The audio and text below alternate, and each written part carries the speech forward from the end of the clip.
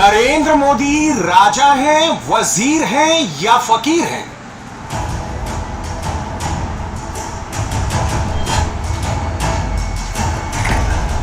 Modi visionary हैं या revolutionary leader हैं?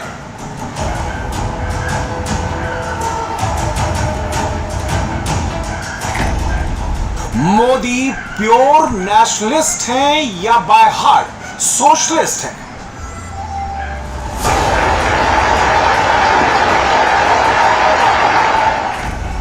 मोदी क्राइसिस मैनेजर हैं या भारत के चीफ एग्जीक्यूटिव ऑफिसर हैं?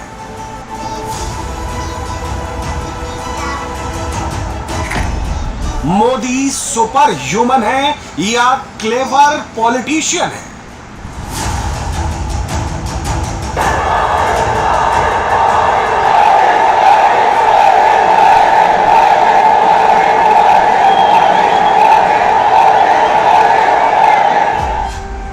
क्या है नरेंद्र मोदी? शासक या सेवक? भगवा धर्मयोगी या राष्ट्र के कर्मयोगी? मेहनती या मेधावी? भारत का कमाऊ सपूत या चुनाव जिताओ लीडर? या फिर एक ही शख्सियत में यह सब शामिल है? क्या मोदी चुनाव जिताने के लिए काम करते हैं या अपने काम से चुनाव जीत जाते हैं? नमस्कार, बहुत स्वागत आप सभी का। मैं हूं Saurabh Sharma. Modi at 75 India TV की स्पेशल सीरीज के पहले एपिसोड में आपका बहुत स्वागत है। मोदी 75 के होने वाले हैं। 75 यानी डायमंड जुबली ईयर। 75 में भी प्रधानमंत्री नरेंद्र मोदी का करिश्मा बरकरार है और जलवा बरकरार ही नहीं है बल्कि उसकी चमक पहले से भी ज्यादा बढ़ रही है। मोदी 11.25 साल से भारत के सबसे बड़े डिसीजन मेकर हैं। मोदी कहें युद्ध तो युद्ध, मोदी कहें शांति तो शांति। जो ट्रंप को भी झुका देते हैं, जो मुश्किल से मुश्किल हालात में भी मैदान मार लेने का हौसला रखते हैं, जो आखिरी दिन तक चुनाव का रुख मोड़ देते हैं। आज बात नरेंद्र मोदी के उसी करिश्मे। नरेंद्र मोदी बिना किसी डाउट के भारत के सबसे पॉपुलर लीडर हैं। मोदी के आसपास भी कोई नहीं है। नरेंद्र मोदी 52% हिंदुस्तानियों की फर्स्ट चॉइस है। वहीं मोदी के कट्टर विरोधी राहुल उनके आधे भी नहीं है। प्रधानमंत्री पद के लिए राहुल सिर्फ 25% हिंदुस्तानियों की चॉइस है। भारत माता की वंदे वंदे। 2024 में 23,59,74,144 लोगों ने मोदी के नाम पर बीजेपी को वोट दिया। मोदी के नाम पर एनडीए पार्टनर्स को मिले वोट इसमें शामिल नहीं। यही मेरे मालिक है, यही मेरे पूजनीय है, यही मेरा रिमोट कंट्रोल है। मेरा और कोई रिमोट कंट्रोल नहीं है। 140 करोड़ देशवासी मेरा रिमोट कंट्रोल है।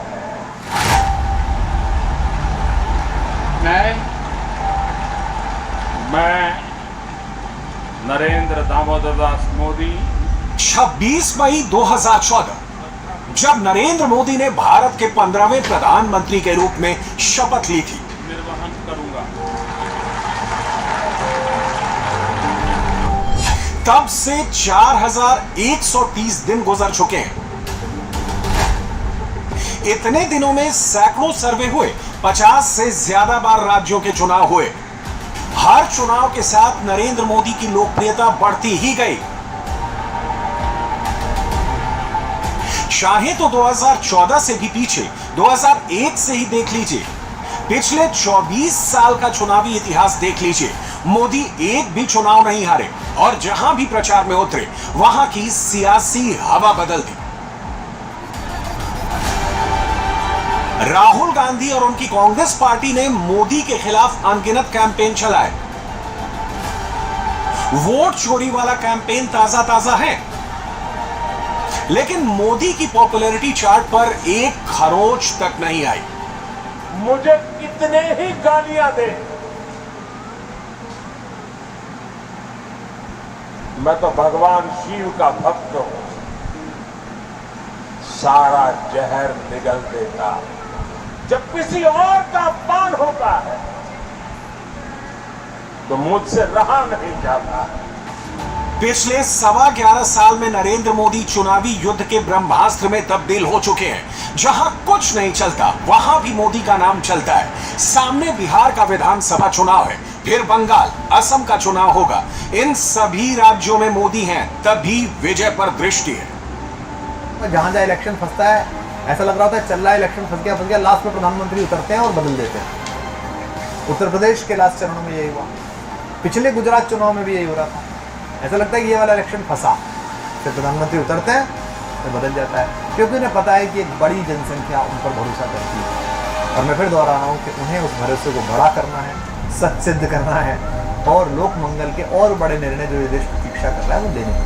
नरेंद्र मोदी की शख्सियत की सबसे बड़ी बात यह है कि मोदी एक हम्बल बैकग्राउंड से आते हैं, सामान्य से भी गरीब परिवार। पिता चाय बेचते थे, माँ घरों में काम करती थी और मोदी ने उस संगठन, उस पार्टी को ज्वाइन किया जिसकी पहचान नॉर्थ इंडिया की पार्टी के तौर पर थी, जिस पार्टी को मोदी से पहले साउथ इंडिया में कोई नहीं जानता था और नॉर्थ ईस्ट में तो किसी ने बीजेपी के बारे में सुना भी नहीं। मोदी ने उस पार्टी को ट्रू सेंस में नेशनल पार्टी बना दिया। अभी 15 राज्यों में बीजेपी का मुख्यमंत्री है, 5 राज्यों में एनडीए की सहयोगी सरकार चल रही है। संसद के दोनों सदनों में बीजेपी के 342 सांसद हैं। राज्यों में बीजेपी के करीब 1500 विधायक हैं। इनके अलावा बीजेपी के हजारों कॉर्पोरेटर, हजारों जिला पंचायत सदस्य और उनसे भी ज्यादा तालुका के मेंबर हैं।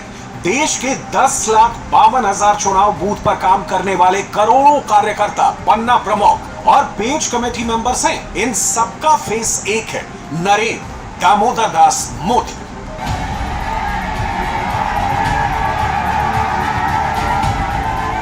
जहां बीजेपी के पास मुख्यमंत्री का चेहरा नहीं होता, वहां मोदी कमल के निशान पर वोट मांग लेते हैं और वोटर वोट दे भी देते हैं। राजस्थान में ऐसा हुआ, मोदी ने वहां भजन लाल शर्मा को मुख्यमंत्री बनाया। मध्य प्रदेश में ऐसा हुआ, मोदी ने वहां मोहन यादव को चीफ मिनिस्टर की कुर्सी पर बैठाया। छत्तीसगढ़ और ओडिशा में भी ऐसा हुआ, मोदी ने छत्तीसगढ़ में विष्णुदेव साय का और ओडिशा में मोहन चरण मांझी का राज तिलक कराया। अभी अभी इसी साल दिल्ली में भी ऐसा ही चुनाव हुआ, मोदी ने कमल को जिताया और रेखा गुप्ता को सीएम बनाया। सब जानते हैं कि कमल के नाम पर पड़ने वाला वोट असल में नरेंद्र मोदी के नाम पर पड़ता है। पीपल्स प्राइम मिनिस्टर, भारत के आम लोगों का प्रधानमंत्री, आम लोगों के बीच से बना प्रधानमंत्री, आम लोगों की सुध लेने वाला प्रधानमंत्री, आम लोगों की बातें करने वाला प्रधानमंत्री। मैं आज आपको वादा करता हूं, मैं आपके साथ हूं। भारत सरकार आपके साथ है, मणिपुर के लोगों के साथ है। नरेंद्र मोदी के नाम पर असंख्य वोट पड़ते हैं, नमो नमो करके वो भी चुनाव जीत जाते हैं जिनको पब्लिक जानती भी नहीं, अच्छे से पहचानती भी नहीं। आखिर कुछ तो ऐसा है कि जिस पर मोदी भरोसा करते हैं उस पर जनता भी भरोसा कर लेती है। कुछ तो ऐसा है कि मोदी का कहा हिंदुस्तान में आखिरी वाक्य बन जाता है। आप जो चुनौती लेकर के मैदान में आए ना, मैं सोना तान करके उस चुनौती को स्वीकार करता हूं। और लिख लो, मैं देखता हूं घुसपैठियों को बचाने में तुम कितनी ताकत लगाते हो और घुसपैठियों को हटाने में हम कैसे अपना जीवन लगा देते हैं। हो जाए मुकाबला।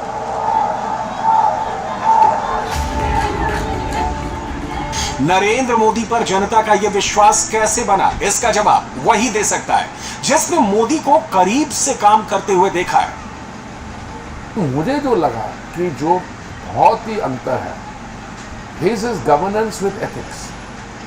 देखिए, अगर सरकार की तिजोरी पे कोई हमला कर रहा है तो वो कितना ही उनके साथ पर्सनल परिचय ना हो, कितना ही वो नहीं हो, उस पे वो बिल्कुल डिविएट नहीं करें। नरेंद्र मोदी के पास आज कुर्सी है, मोदी पावर में है, प्रधानमंत्री के पास सरकार है, सिस्टम है, मंत्री है, अफसर हैं, लेकिन जब मोदी के पास कुछ नहीं था तब भी वो बारीक से बारीक बात पर नजर रख लेते थे। मोदी ये काम तब भी कर लेते थे जब उनके पास काठ का तख्त, कुर्सी और एक मेज के अलावा कुछ नहीं था।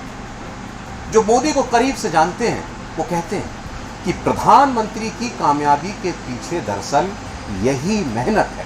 सोच की क्लैरिटी और लक्ष्य की क्लैरिटी और उसको क्रियान्वयन करने की माइन्यूट डिटेल्स, वह हमेशा वर्कआउट करते हैं। और मुझे याद है कि उन्हें एकता यात्रा का काम दिया गया था, तो जिस दिन वो काम दिया गया उसी दिन जैसे ही वो बैठक से बाहर निकले, उन्होंने तुरंत मुझसे कहा कि भारत का नक्शा भी चाहिए, सभी प्रदेशों का नक्शा भी चाहिए। वो ऐसे नक्शे होने चाहिए जिसमें प्रदेश की सड़कों का भी विवरण हो, नेशनल हाईवे का भी विवरण हो, स्टेट हाईवेज़ का भी विवरण हो।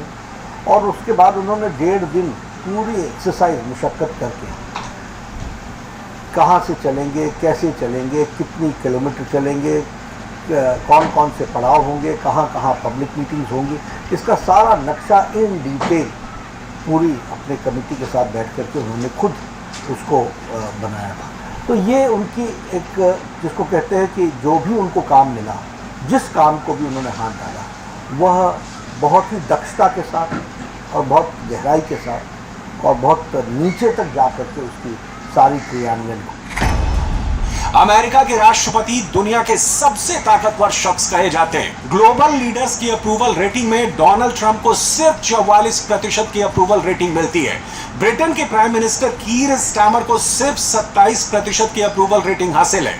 इटली की right winger prime minister Giorgia Meloni की अप्रूवल रेटिंग 42% की है। ऑस्ट्रेलिया के एंथनी अल्बनीज को 53% अप्रूवल रेटिंग मिली है। कनाडा के नए प्रधानमंत्री मार्क कार्नी को 56% अप्रूवल रेटिंग हासिल है। वहीं नरेंद्र मोदी पिछले 3 साल से लगातार ग्लोबल लीडर्स की अप्रूवल रेटिंग के टॉपर बने हुए हैं। 75 में भी मोदी की अप्रूवल रेटिंग 75 पार। ये सब मोदी जी इसलिए कर पाते हैं क्योंकि वो सच्चे योगी हैं और सच्चे कर्मयोगी, और ये उनके आचरण से दिखता है। ये कोई उनकी मैं प्रशंसा के गीत नहीं गा रहा हूँ, जो उनका जीवन है, तो मुझे क्या, अंधे को भी दिखता है। एक साधारण व्यक्तित्व होता है, एक असाधारण, एक देवतुल्य, ऋषि तुल्य व्यक्तित्व होता है। मोदी जी पर देव पुरुषों की, ऋषि आत्माओं की, स्वयं परमात्मा की विशेष कृपा अनुग्रह है। माने वो एक भगवान के प्रतिनिधि के रूप में राष्ट्र को मिले, माने एक राष्ट्र के लिए वरदान के रूप में। कमियां खामियां तो लोग भगवान राम और कृष्ण के चरित्र में भी ढूंढते हैं, लेकिन बात राष्ट्र और राष्ट्रीयता की हो, भारत की अस्मिता की हो, और राष्ट्र की एकता, अखंडता, संप्रभुता की नहीं, संपूर्ण भारतीय विरासत की बात है। अपनी सांस्कृतिक राष्ट्रीय विरासत, संस्कारों के साथ राष्ट्र को समृद्धि के शिखर पर ले जाने की बात है। तो मोदी जी का आने वाले कम से कम 10 सालों तक तो मुझे कोई विकल्प दिखाई नहीं। डिटेल डिस्कशन और क्विक डिसीजन, पॉलिटिक्स में ये नया वर्क कल्चर नरेंद्र मोदी लेकर आए हैं। भारत ने ऐसे भी प्रधानमंत्री देखे हैं जिनका पार्टी पर कोई कंट्रोल नहीं होता था। पद संभालते ही पार्टी पीछे छूट जाती थी, कार्यकर्ता और संगठन की पूछ नहीं रह जाती थी। अटल बिहारी वाजपेयी के समय भी संगठन का काम लाल कृष्ण आडवाणी देखते थे। नरेंद्र मोदी इस मामले में यूनिक प्रधानमंत्री हैं, जो सरकार भी संभालते हैं और संगठन का काम भी देखते हैं। बहुत दिन बाद कोई ऐसा नेता है जो पार्टी का भी सर्वोच्च नेता है और सरकार का भी सर्वोच्च नेता है। उन्होंने अपने से लेके और 10, 15, 20, 100 तक गिनती बंद कर दी है। पहले होता था ना कि मनमोहन सिंह जी बैठे हैं तो ऐसा नहीं है, चिदम्बरम जी भी लगे हुए हैं, प्रणब मुखर्जी लगे हुए हैं, है ना, सब लोग पीछे लगे हुए हैं, तो मेरा बन सकता है, मेरा बन सकता है, वहाँ तो किसके बन सकता है। ऐसे ही पहले भी होता रहता। बीजेपी में भी अटल जी की सर्वोच्च स्वीकार्यता के बाद भी अटल अडवाणी युग, पीएम इन वेटिंग। आप बताओ कि आपको पीएम इन वेटिंग है क्या? कहते रहे लोग बात 2 एक नेताओं की, लेकिन ऐसा कुछ है नहीं। मोदी गवर्नेंस और पॉलिटिक्स के बीच कभी गुफअप नहीं करते, वो दोनों को ब्लेंड करना जानते हैं। सर्वोच्च नेता डेमोक्रेसी में यह सुनना कुछ लोगों को अजीब लग सकता है, लेकिन सरकार में भी और पार्टी में भी मोदी सर्वोच्च नेता हैं, इसे हर कोई मानता है। वह प्रधानमंत्री होते हुए अपने आप को पार्टी का एक कार्यकर्ता मानता है, और मुझे कहना नहीं चाहिए पर हम कई बार उनसे का बहुत उपयोग तो करते हैं, लेकिन उनके शरीर और उनकी जो सामर्थ्य है उसका हम बहुत ज़्यादा उपयोग करते हैं।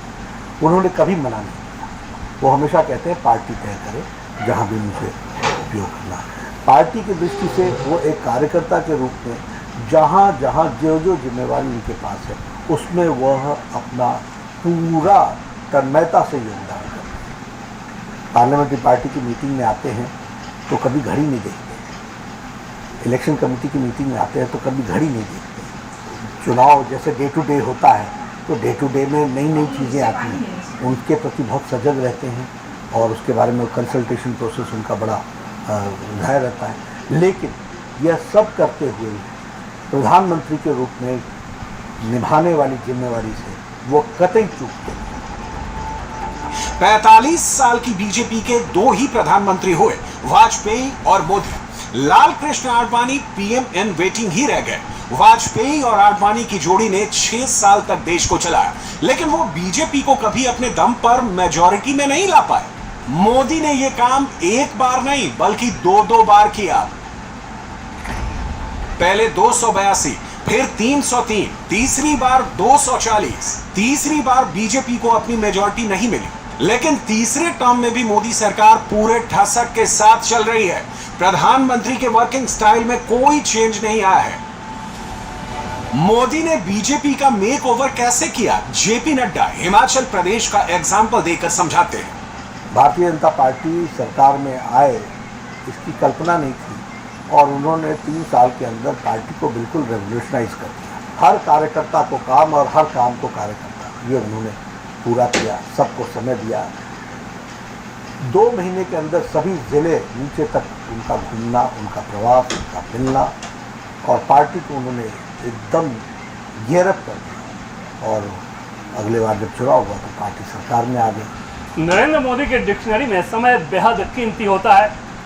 देश ने वो दौर भी देखा जब सब कुछ स्लो मोशन में हुआ करता था, लेकिन मोदी एरा में हर काम फुल स्पीड में होता है।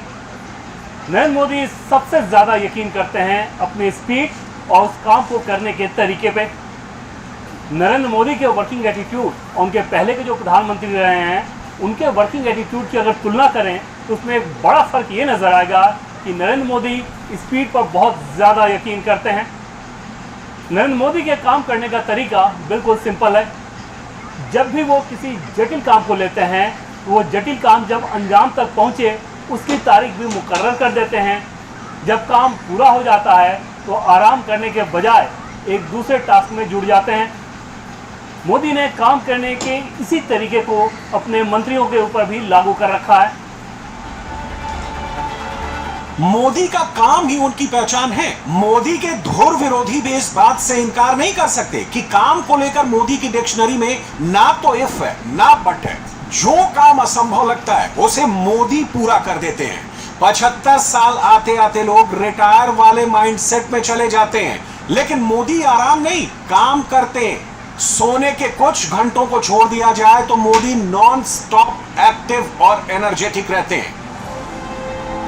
दुनिया की बड़ी बड़ी ताकतें अफगानिस्तान से भाग रही हैं, भारत रेस्क्यू कर रहा है, अपने नागरिकों को सुरक्षित निकाल रहा है। ऐसे यूक्रेन में हुआ।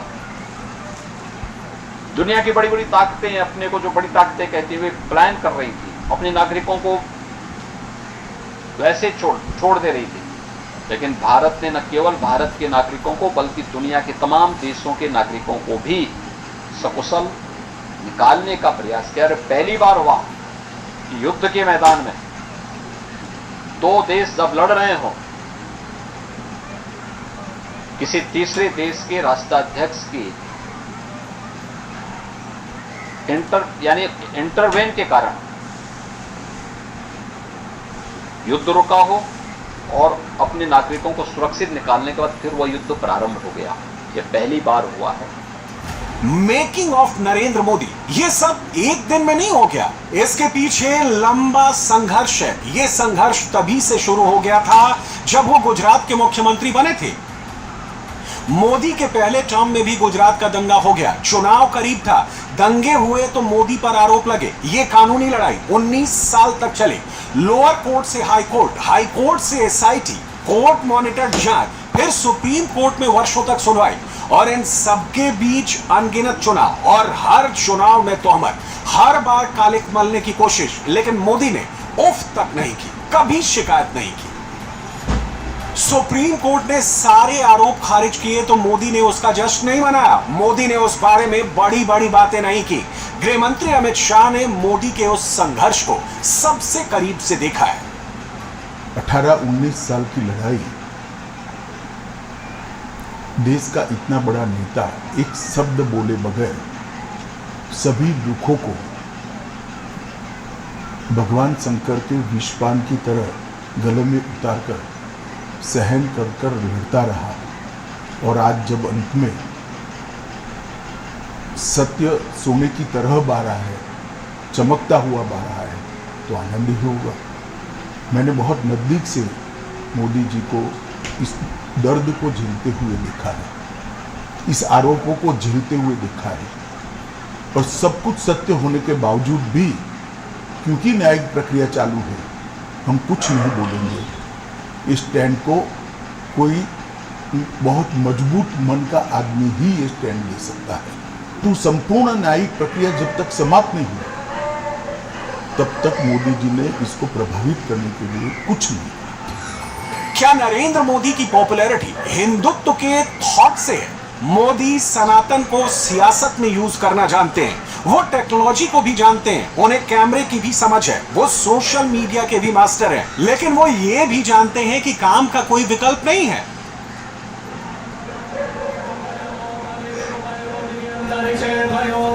अयोध्या में राम मंदिर अगर न बनता तो मोदी का हिंदुत्व यज्ञ अधूरा कहलाता। काशी में अगर विश्वनाथ कॉरिडोर न बनता तो बनारस में मोदी के नाम का सिक्का नहीं बनता। प्रयागराज महाकुंभ में सत्य, सनातन, धर्म और संस्कृति का रिकॉर्ड अगर नहीं बनता तो मोदी का नाम रिकॉर्ड बुक में जाने से रह जाता। मोदी ने कहीं कोई मौका नहीं गवाया।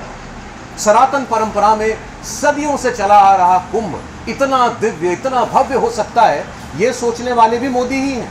वरना कुंभ तो पहले भी होते थे, अखाड़ों के साधु सन्यासी पहले भी संगम में स्नान कर लेते थे, लेकिन सही अर्थों में शाही स्नान नरेंद्र मोदी ने ही कराया। बहुत से लोग पूछते हैं कि मोदी पॉपुलर कैसे बनते हैं? जवाब है कि ऐसे बनते हैं। मोदी के विरोधी इन बारीकियों पर ध्यान नहीं देते, इसलिए कभी ईवीएम, कभी वोट चोरी चिल्लाते हैं। नई दिल्ली का सेंट्रल विस्टा क्या है? एक इंफ्रास्ट्रक्चर प्रोजेक्ट ही तो है, लेकिन इसे गुलामी की निशानियों से जोड़ देना और सेंट्रल विस्टा को राष्ट्रवाद का सिंबल बना देना, यह मोदी ने किया। इसे करिश्मा कहें या ट्रिक कहें, प्रधानमंत्री ने इसे करके दिखा दिया। पुराने गुलामी के चिन्ह हटाने ही चाहिए, बट उन्हें पता था कि नौसेना का झंडा बदलना जैसी छोटी चीज, दिस इज कॉल्ड मोदी, कि झंडा बदलना है। ये किंग जॉर्ज का जो क्रॉस लगा हुआ है, तो उनको पता है कि अगर ये हटाना है और ये करना है तो सिंबॉलिज्म से खेलना है। मोदी गुजरात में भी लोकप्रिय थे, मोदी बनारस में भी लोकप्रिय हैं, मोदी जापान चले जाएं तो वहां भी मोदी मोदी हो जाता है, मोदी चीन चले जाएं तो वहां भी मोदी के दीवाने मिल जाते हैं। मोदी जी की गुजरात में एक व्यापक लोकप्रियता, फिर राष्ट्रीय फलक पर प्रधानमंत्री के रूप में उनकी लोकप्रियता, स्वीकार्यता, और उनमें लोग अपने सपने, अपना भविष्य देखते हैं। उतनी ही लोकप्रियता बनारस में और उतनी लोकप्रियता वैश्विक स्तर पर सभी एनआरआई भारतीयों में, और यही नहीं जो विश्व के बड़े नेता हैं और वर्ल्ड के जो टॉप कॉर्पोरेट हाउसेज हैं, वर्ल्ड के टॉप पॉलिटिशियंस हैं, उनमें भी रैंक में सबसे ऊपर नाम होना, यह बिना ईश्वरीय अनुग्रह के हो ही नहीं सकता। मोदी एट 75 बस एक नंबर है। नरेंद्र मोदी को इसके बहुत आगे जाना है। 2047 का विजन मोदी पहले ही रख चुके हैं। मोदी के विरोधी अभी वेट करें। मोदी के स्कीम ऑफ थिंग्स में 22 साल आगे की चीजें हैं।